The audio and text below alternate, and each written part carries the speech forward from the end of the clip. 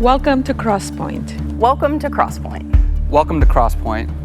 We are an inclusive faith community seeking to live out the loving, just, and generous way of Jesus. We are participants in a long tradition that's less concerned with doctrines and dogma that demand total agreement, but a life to be lived, enjoyed, and given away to others. What unites us is a growing awareness that life is precious. That we are made by love in order to love. This community is comprised of and affirms the entire human family, regardless of race, age, creed, physical abilities, marital or economic status, gender identity, or sexual orientation. So, if you're curious and have come to see, if you are tired and have come to rest, if you are grateful and have come to share, if you are wounded and have come to heal, if you're joyful and have come to celebrate, if you are uprooted and have come to belong, welcome home. Welcome home. Welcome home. Welcome home.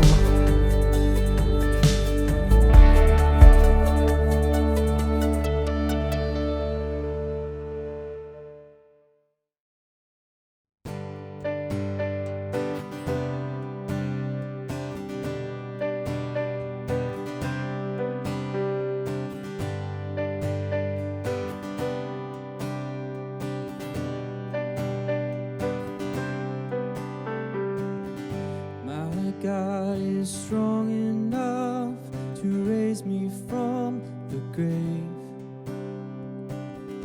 Your love is great enough to take away my shame. Your mercy reigns.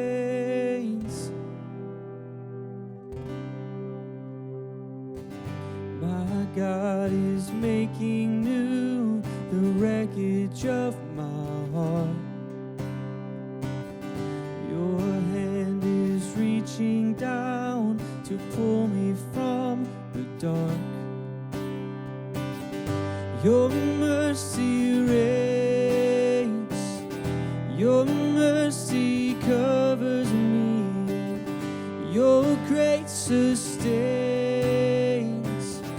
Your grace is all I need.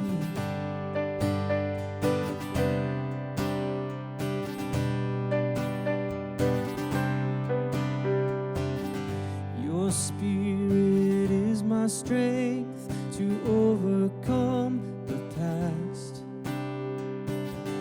I set my eyes on you and find the grace that lasts. Your mercy reigns. Your mercy covers me. Your grace sustains. Your grace is all I need.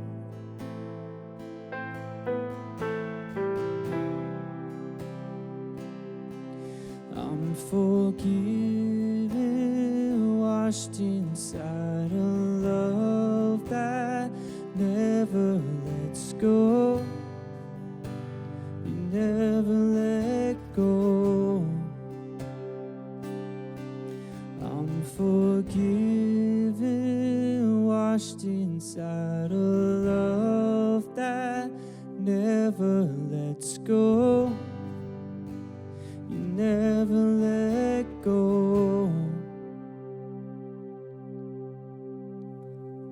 Your mercy reigns. Your mercy covers me. Your grace sustains. Your grace is all I need. Your mercy reigns. Your mercy covers me. Your grace sustains. Your grace is all I need.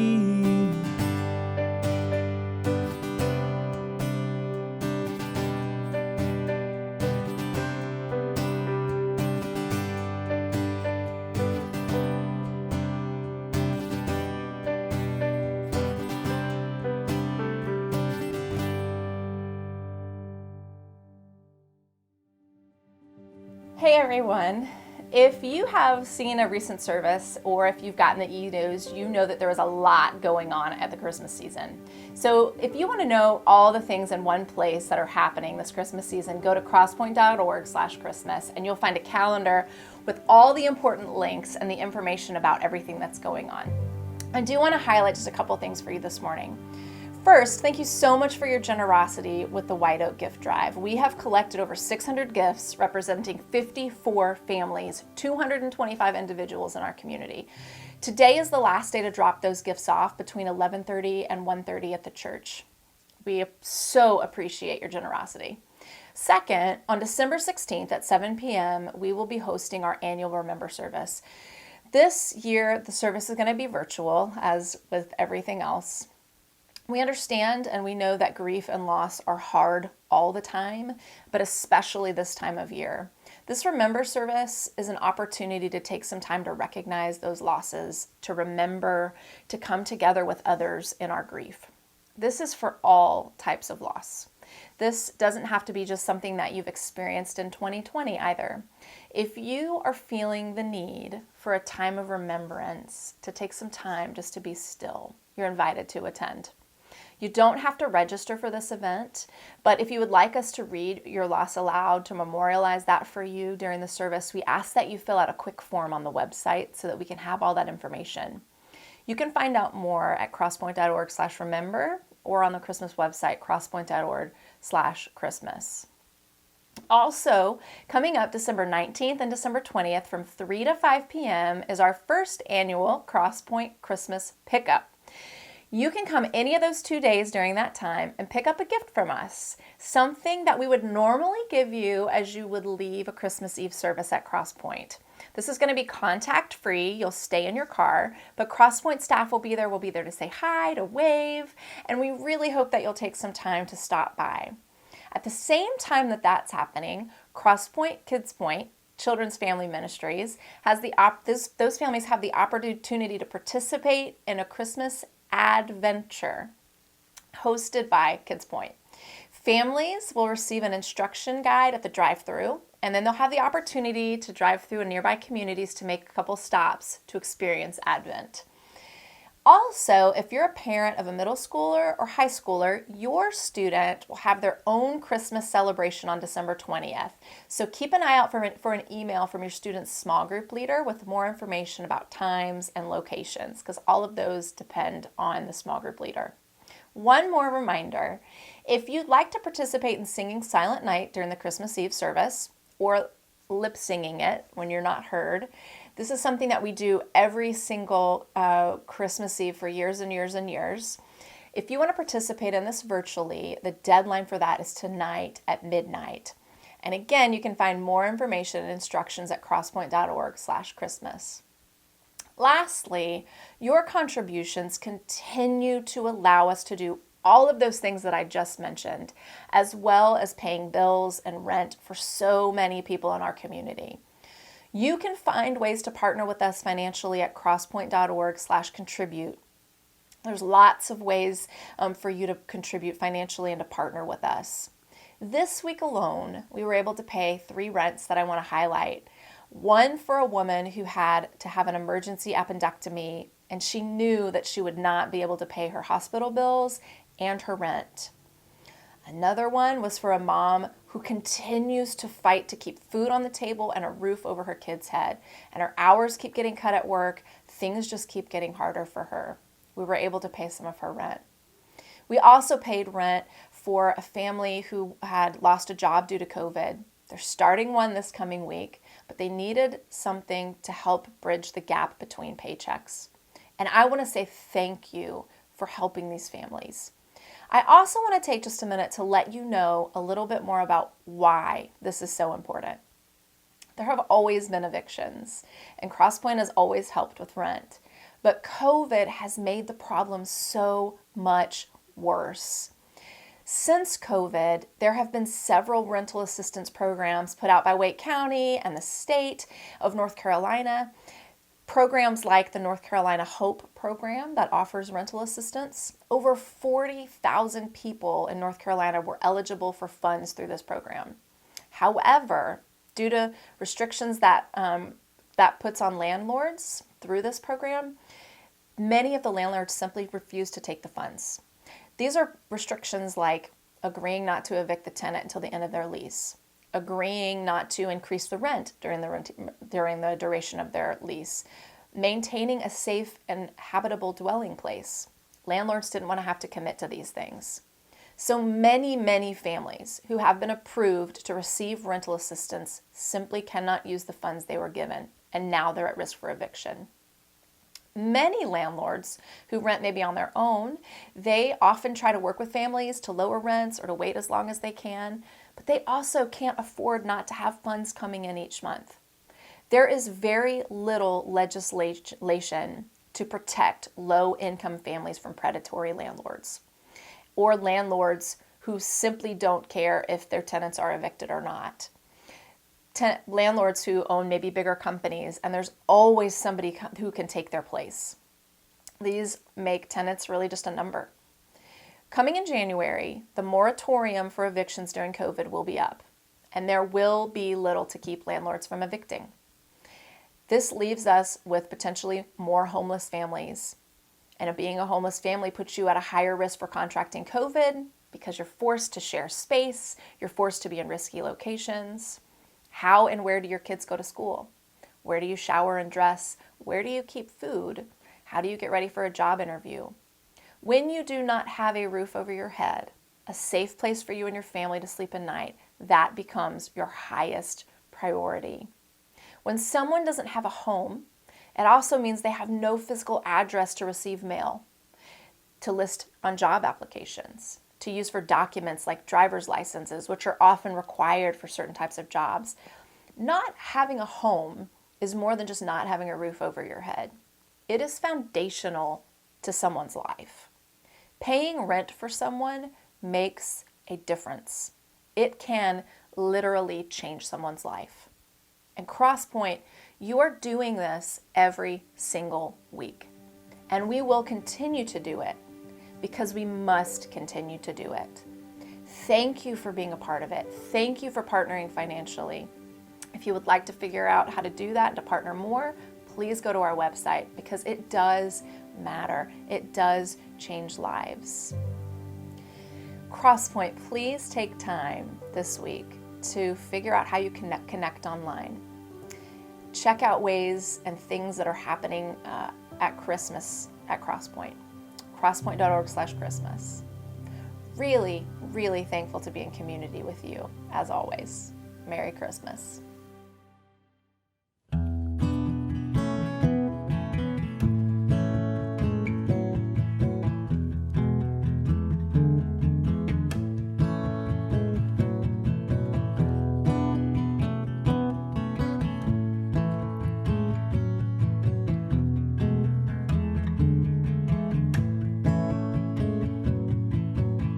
I clung to miracles I did not see, from ancient autographs I cannot read. And though I've repented, I'm still tempted, I admit, but it's not what bearing witness is.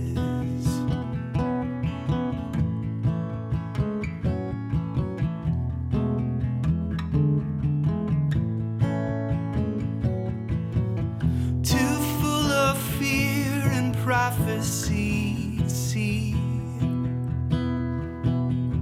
the revelation right in front of me. So sick and tired of trying to make the pieces fit, 'cause it's not what bearing witness is. When the gap between what I hoped would be and what is makes me weep for my kids, I take a cleansing breath and make a positive confession. But is that what bearing witness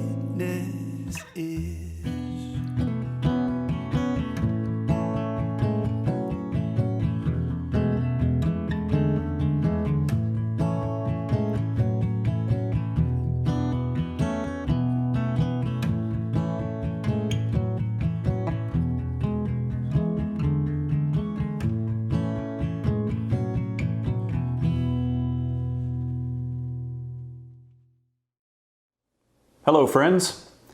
We are spending a few weeks this December in a series we're calling Born to Live, Born to Die, Born to Live.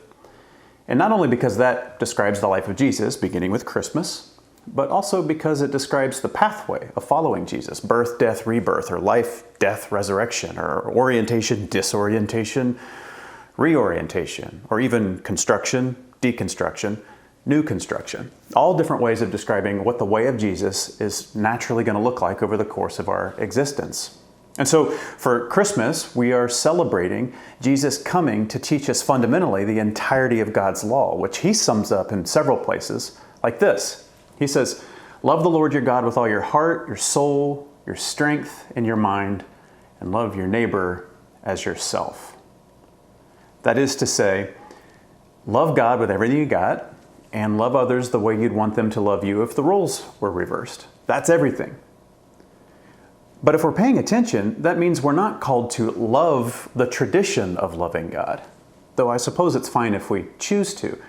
And we're not told that we must love the Bible or love the church or love rules or how we interpret those things. We're not told that we must protect ideas from changing or defend any of our interpretations. We're not supposed to put love energy into that, which I think should take a lot of pressure off of us and should have us treating each other better real soon. Seek the divine diligently, earnestly, and love others the way you'd like to be loved. That's what this whole thing is about. That's the unchanging fundamental essence in any context that Jesus comes to teach us. This is our absolute. Even as everything else shifts and morphs, that's our absolute. But already at this point in my message, some of you may already be feeling challenged because a lot of us were taught that it's way more complicated than that there are supposed to be tons of ideas and stories and rules and doctrines that cannot be thought of any differently than how they were originally taught to us.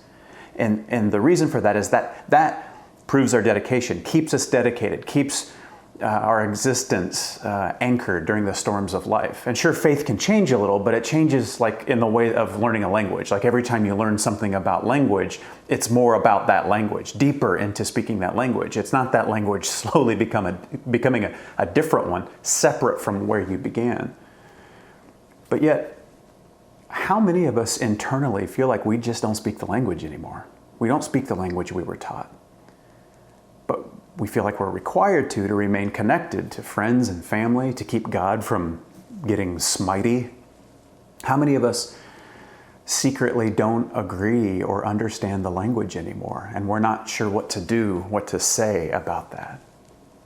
See, what is often the case is that we're born into and formed by a tradition, but it expires within us to some degree, and we can't simply tweak it a little to accommodate our older selves.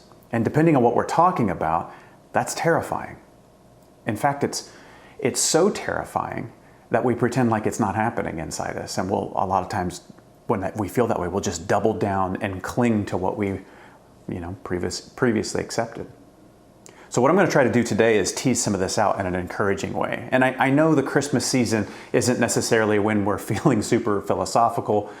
We don't want philosophical things during Christmas. We want a big old bowl of hope and nostalgia. But I genuinely believe that this year, this time, this moment in history is packed with potential revolution. And I don't want us to miss it. I don't personally want to miss it. So as always, what I'm hoping to do is continue to start and continue a conversation and not resolve one. But this is so important now as ever. So there's an old story in the book of Exodus where there's formerly enslaved Israelites and they're en route to the promised land from Egypt. But Moses goes up the mountain to receive the law and the reestablishment of the ancient covenant made with Abraham. And so they're free and they're heading to a space where they won't be oppressed and robbed of their own tradition anymore. They're coming back to the exclusive worship of their and focus on their own God, the one true God. But there's a hang up. Moses takes him to this place, goes up the mountain to receive this law, this covenant, and he's been gone way too long, and things are starting to break down at the foot of the mountain where everybody is gathered. And so this very interesting scene develops. It says, when the people saw that Moses was so long in coming down from the mountain, They gathered around Aaron, this is Moses' brother, and they said, "Come, make us gods who will go before us. As for this fellow Moses who brought us out of Egypt, we don't know what's happened to him." And Aaron answered them, "Okay, take off the gold earrings that your wives, your sons, and your daughters are wearing and bring them to me." This is gold they just got from Egypt on their way out. So all the people took off their earrings, brought them to Aaron, and he took what they handed him and made it into an idol cast in the shape of a calf, fashioning it with a tool. Then they said, "These are your gods, Israel, who brought you up out of Egypt." It's a weird story, I agree. And maybe you'll agree that in a pinch, it wouldn't occur to you and I to melt our newly acquired Egyptian loot to make a baby cow, to worship it.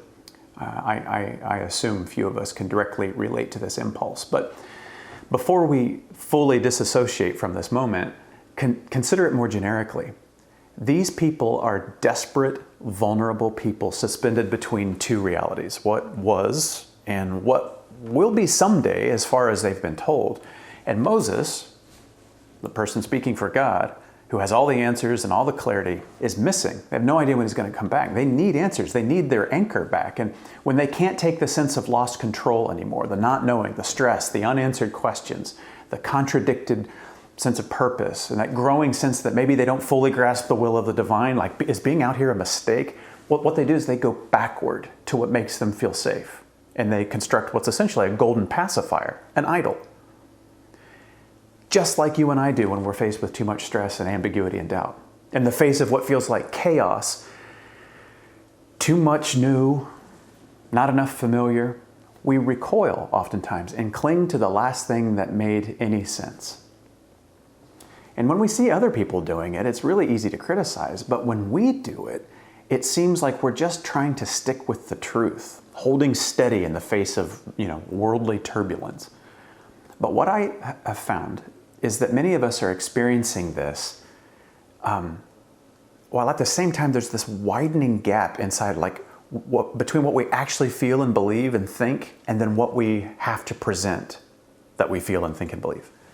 Like, how many of us have a set of actual convictions and feelings about life and faith and the world, the Bible, all kinds of stuff, and other people, and it's different and scary and it makes us feel alone, but outwardly we have the God language and the tradition and that we participate in, and also that nobody will notice how foreign all of this stuff has become to us. We cling to it because an anchor is an anchor, and this is no time to be pulling up anchor.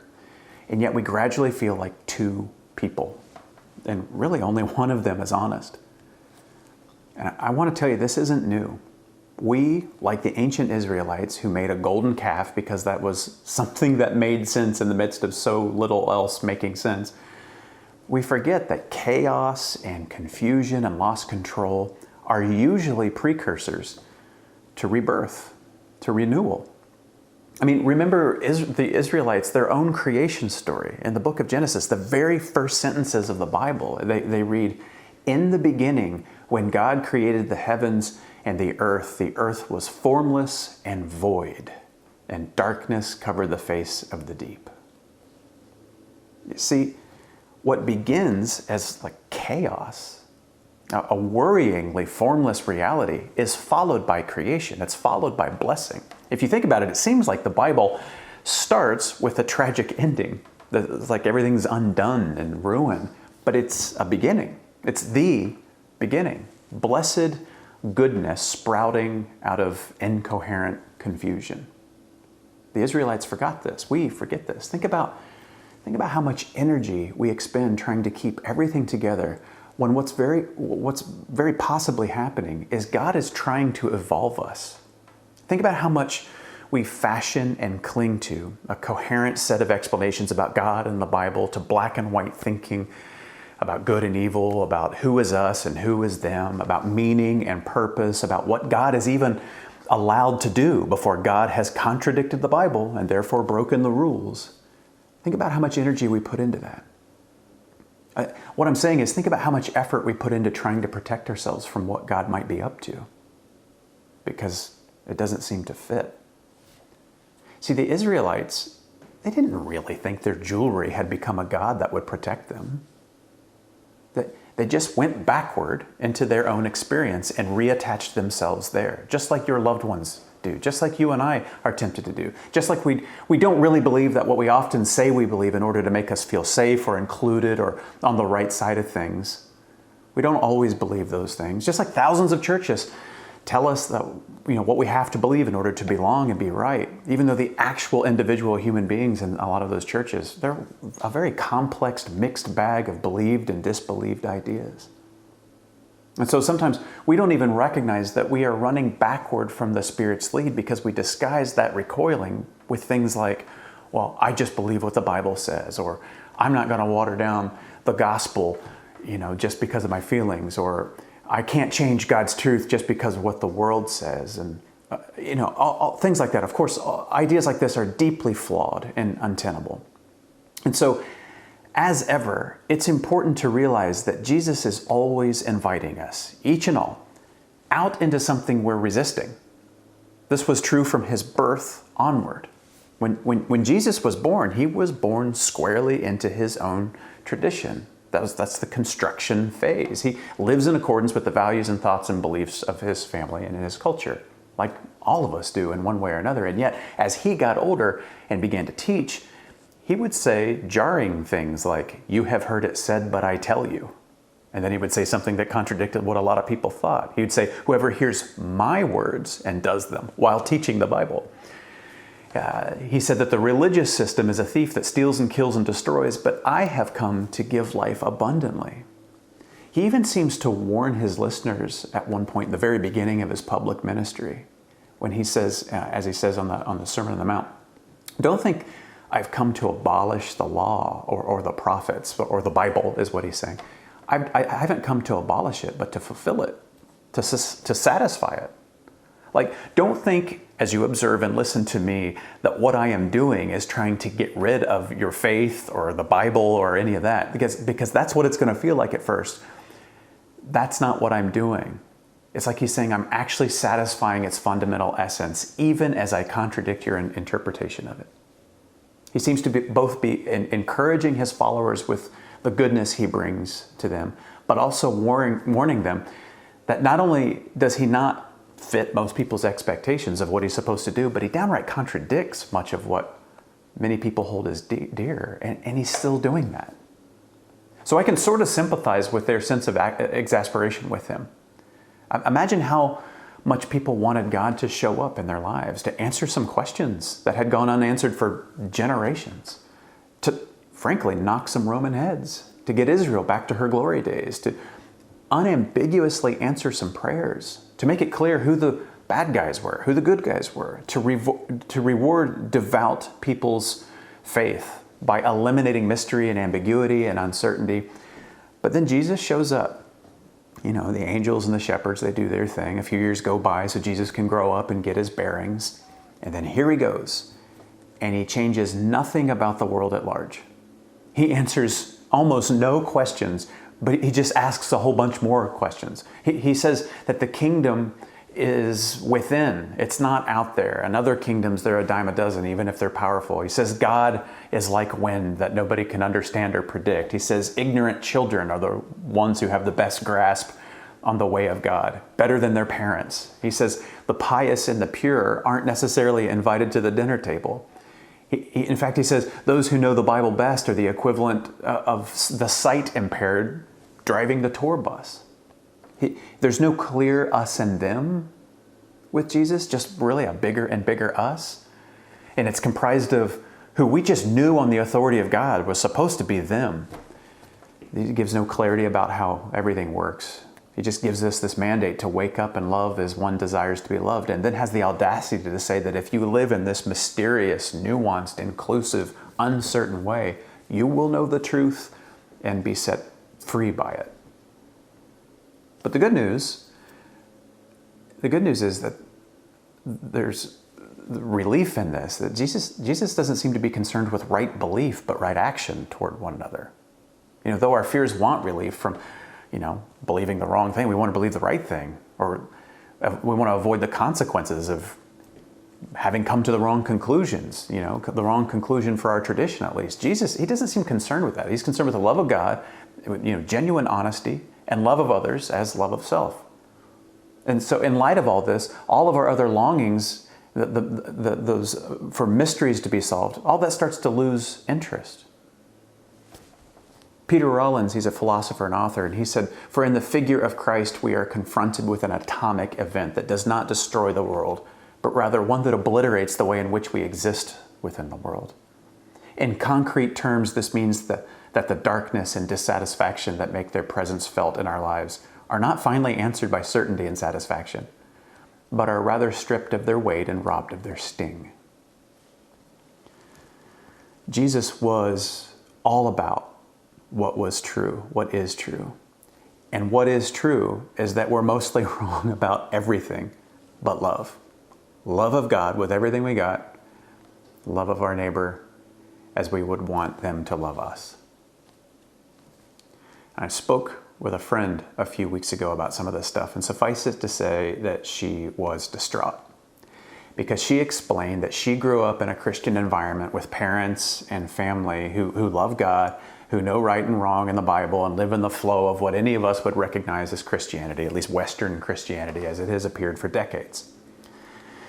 But in the last several years, she noticed that things that once served as final answers, now they just beg a bunch of questions now. Things that she, just believed are not so easy to just believe now. In fact, she said this with fear in her voice, that there are some of those things that she straight up cannot believe anymore, despite having tried and hiding that she didn't. That she can't square the interpretation she was told to have with the world in which she actually lives. She can't just accept that, for instance, billions of people will be tortured for arriving at the wrong conclusion, despite being told that and growing up believing that. She said she can't accept that the Bible is a literal documentary of reality in light of so much of what science has brought to light in our modern era. She just couldn't. She said she can't accept pat answers anymore about race and racism that she had learned from her faith. And even less could she now ignore the church's role in racism in America over the course of its history. Like, all of that was really heavy for her now. She can't accept the notion that someone's sexuality can disqualify them from God's acceptance or full participation in the faith. She couldn't accept that. Or that it's a choice that broken people make. Quite the opposite. She said that she'd come to see that it's often been the church and those who seek to represent God that have done the real harm, that have caused a decline in what family and marriage might mean. That it's so often the church who has incentivized people to pretend so that they can stay on the team. It's the church that's motivated them to deny the way that God has made them. It's the church who too often takes real human lives from the LGBTQ community and uses them as like a living litmus test for their own biblical seriousness. And she said, there are conversations now that she doesn't feel like she can have with her parents anymore, devoted Christians as they are. It's getting so strained. There are friendships that have become so strained that she's wondering if they're even worth fighting for anymore. That her own soul can only see the love of Jesus as a contradiction to the words and the behaviors and the stances of so many Jesus people, and even the interpretation of some of the sacred stories she's known since childhood. She thought she had become disqualified as a person of faith. To which I responded, it sounds like your faith in Jesus demands that a lot of your Jesus religion must die, must deconstruct. And that sounds right. But it's hard. And I said, I'm sorry it is. But I told her that you are following Jesus into the new creation where many of us resist going. And so let me ask you right now, as you're hearing this, do you see yourself in my friend's experience? And if so, what happens inside you? Do you feel relief? Do you feel fear? Ask yourself right now, do you feel tension rising? Do you feel angry? Do you feel overwhelmed and you just want to click off and go make a sandwich? Or do you maybe feel seen? Does any part of this make you say, yes, that's what my soul wants to do? To be honest with my actual beliefs and disbeliefs, to allow things to fall off and just watch Genesis follow the chaos, to follow Jesus beyond where my faith has told told him he's allowed to go before, he starts contradicting my Bible and my politics and my worldview and my inherited morals. This is where I'd like to go, but it's frightening because I think it's going to cost me. It's going to cost me what I currently maintain by hiding. But ask yourself, what if Emmanuel, which means God with us, is always trying to persuade us to loosen our grip on what makes us feel temporarily at ease so that we can be brought into the evolution of our faith, where many of the walls will come down, where the membership limits are erased, where the interpretations are blessedly contradicted, where striving for power and control and safety are replaced with humility, with courageous acceptance, where the Spirit of Christ attunes us to reality more than our religion about Christ ever could.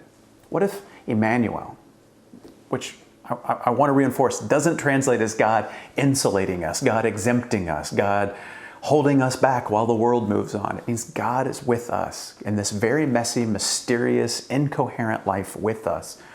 What if Emmanuel is saying to our fractured and fearful selves, even now, that the truth of what we actually think and believe could never be counted against us? Rather, it's the truth that sets us free.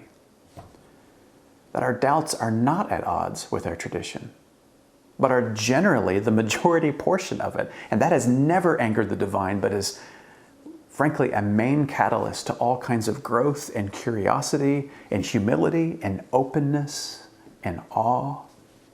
Emmanuel, born into his tradition and then so challenged its confines that those dedicated to preserving it, to be empowered within it, they turned on him, they murdered him, and then were rescued and freed by him.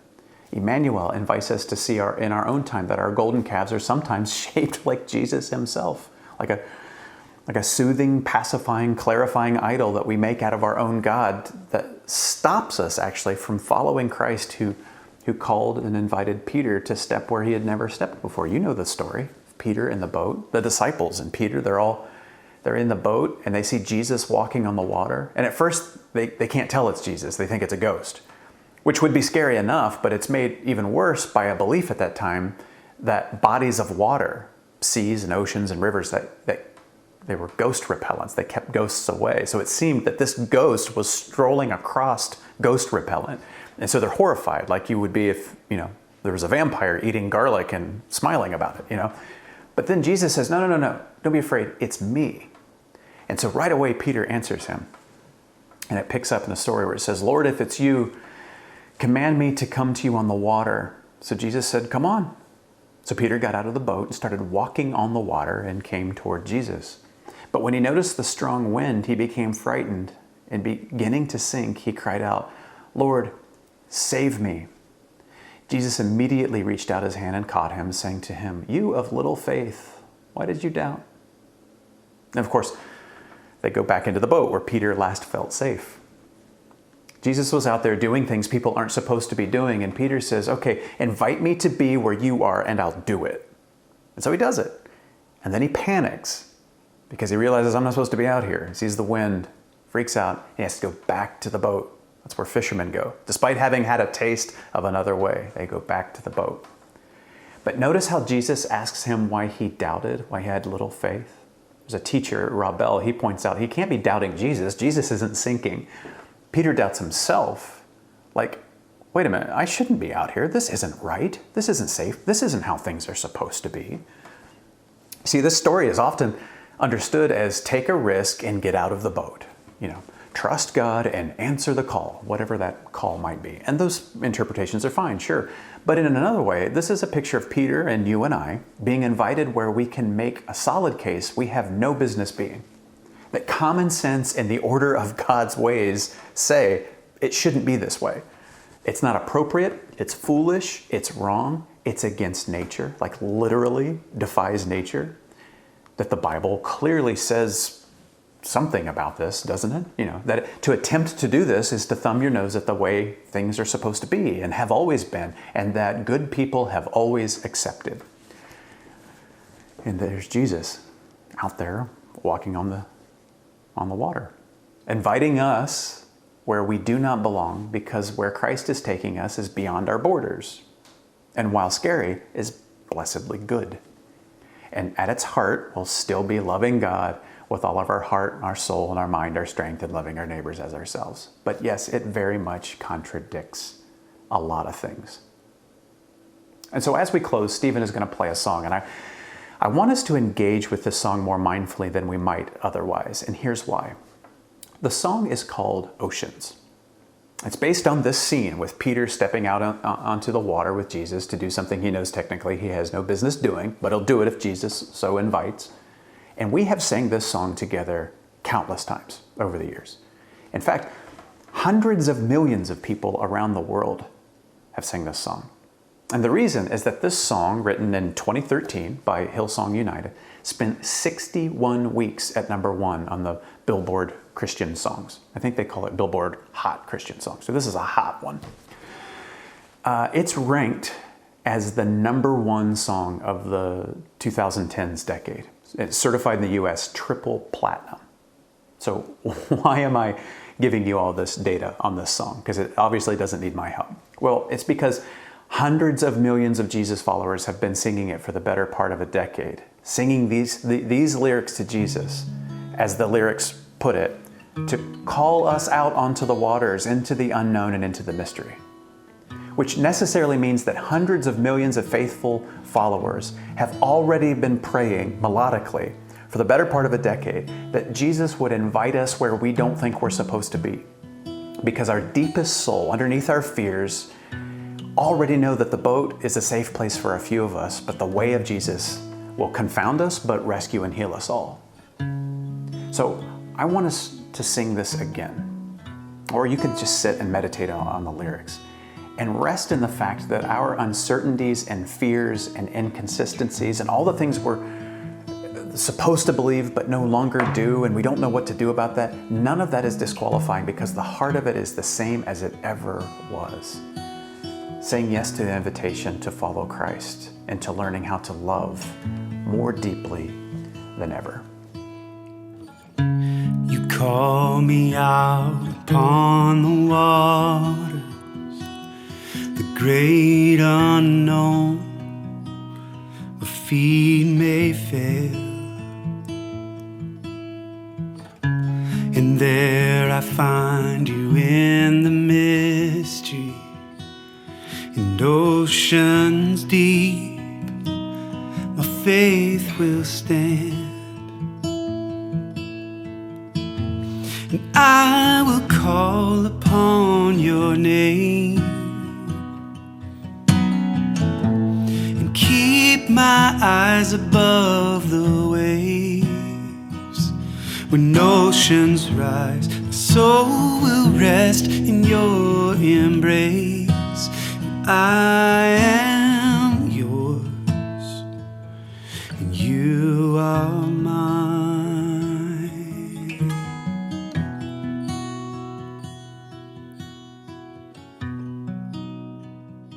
I wonder if you feel the freedom that comes with being honest, of knowing our true being doesn't offend God, our true thoughts and beliefs and disbeliefs don't offend God.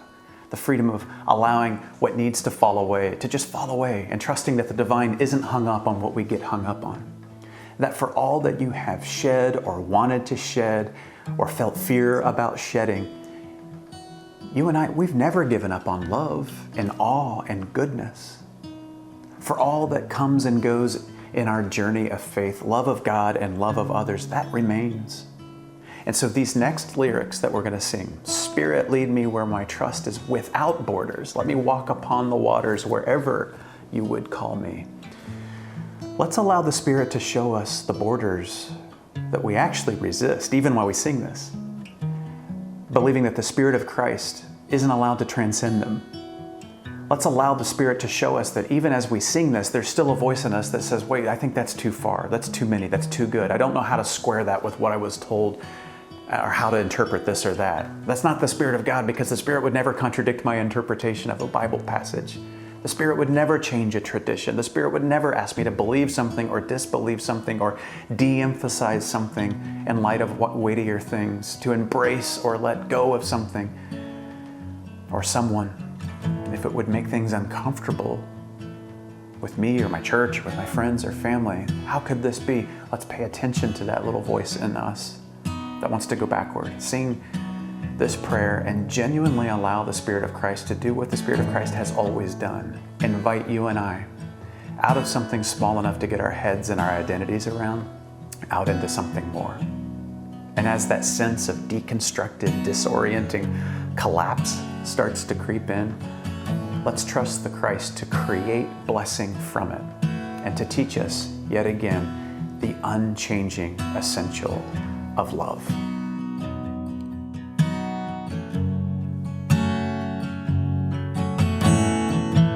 Spirit, lead me where my trust is without borders. Let me walk upon the waters wherever you would call me.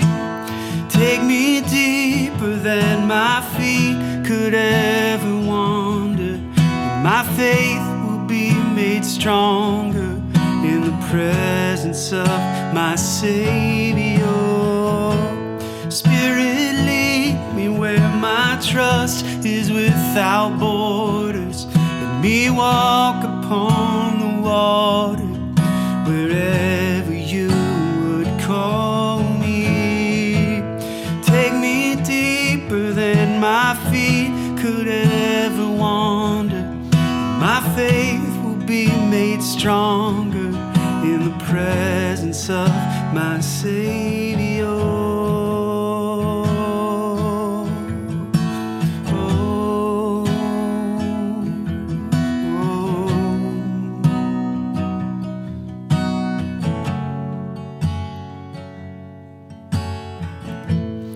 I will call upon your name and keep my eyes above the waves.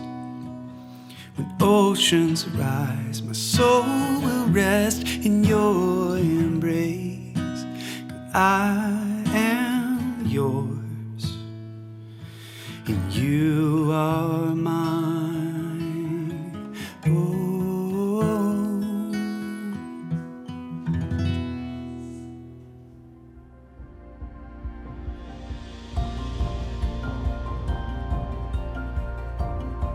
Thank you for joining us today, and welcome home. If you are in need of assistance during this crisis, please reach out at crosspoint.org/help.